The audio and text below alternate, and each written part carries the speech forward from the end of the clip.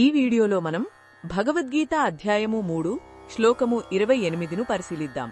మహాబాహువైన ఓ అర్జున, నిజమైన జ్ఞాని ఎవరో, అతని లక్షణాలు ఎలా ఉంటాయో శ్రీకృష్ణుడు ఇక్కడ చాలా స్పష్టంగా వివరిస్తున్నాడు. మనందరిలోనూ, మన చుట్టూ ఉన్న ఈ ప్రకృతిలోనూ 3 రకాల గుణాలు నిరంతరం పనిచేస్తూ ఉంటాయి. మన ఇంద్రియాలు అంటే కళ్ళు, ముక్కు, చెవులు, మనసు కూడా ఈ గుణాల నుండే పుట్టాయి. అలాగే మనం చూసే వస్తువులు, వినే శబ్దాలు, అనుభవించే విషయాలు కూడా ఈ గుణాల కలయికే. అయితే సత్యాన్ని తెలుసుకున్న జ్ఞాని అంటే తత్వవేత్త ఏం గ్రహిస్తాడంటే, తను ఏమీ చెయ్యడం లేదని అర్థం చేసుకుంటాడు. తన ఇంద్రియాలు అంటే గుణాలు బయట ఉన్న వస్తువులనే గుణాలతో సంపర్కంలోకి వస్తున్నాయని మాత్రమే ఒక సాక్షిలా గమనిస్తాడు. దీన్ని ఒక సులభమైన ఉదాహరణతో అర్థం చేసుకుందాం.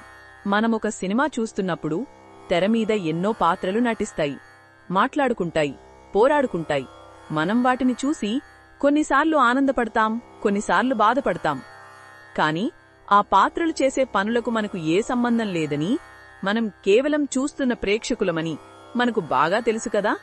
అదేవిధంగా జ్ఞాని కూడా తన జీవితంలో జరిగే ప్రతి సంఘటనను ఒక సాక్షిలా చూస్తాడు. అతను నేను చేస్తున్నాను, నా వల్లే ఇదంతా జరుగుతోంది అనే అహంకారాన్ని పూర్తిగా విడిచిపెడతాడు. ఇంద్రియాలు వాటి సహజమైన పనులను అవి చేసుకుంటున్నాయి. నేను వీటన్నిటికీ అతీతమైన, శాశ్వతమైన ఆత్మను అని స్థిరంగా నమ్ముతాడు. అందువల్ల ఆ పనుల వల్ల కలిగే ఫలితాలు మంచివి అయినా, చెడ్డవి అయినా సరే, వాటి మీద అతనికి ఎలాంటి అటాచ్మెంట్ అంటే అంటుకునే గుణం గాని, బంధం గాని ఉండదు. అతను నిశ్చలంగా, ప్రశాంతంగా ఉంటాడు. ఈ ఎరుక మన జీవితంలోకి వస్తే ఎంతటి ప్రశాంతత కలుగుతుందో ఒక్కసారి ఆలోచించండి. మనం చేసే పనుల భారం మన మీద ఉండదు. గెలుపు ఓటములు మనల్ని ఎక్కువగా కుంగదీయలేవు. మనం మన బాధ్యతలను నిర్వర్తిస్తూనే వాటి ఫలితాలకు అంటకుండా ఉండగలుగుతాం.